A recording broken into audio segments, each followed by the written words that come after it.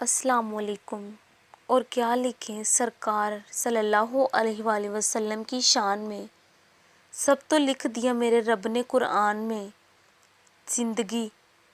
زندگی امانت ہے خدا کی دی ہوئی، امانت، اور اس امانت میں کبھی خیانت نہیں کرنا۔ تم یہ جس نے دی ہے یہ، اور جیسا حکم دیا ہے اس کو ویسا ہی رکھنا۔ زندگی کی کتاب اس نے بہت پہلے لکھ رکھی ہے، اور وہ بہترین لکھنے والا ہے۔